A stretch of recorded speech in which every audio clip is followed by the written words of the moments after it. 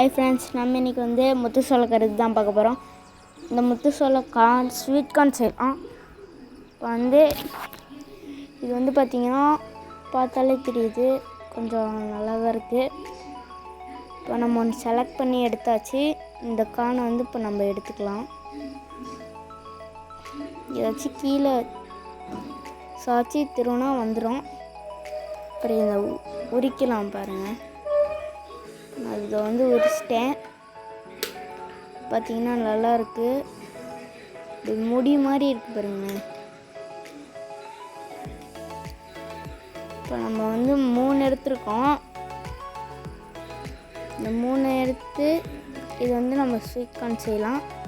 First இது வந்து ஃபுல்லாக ரிமூவ் பண்ணிட்டு இந்த முடியெல்லாம் எடுத்துட்டு இப்போ வந்து அது 2ஆக உடச்சி எடுத்தாச்சு.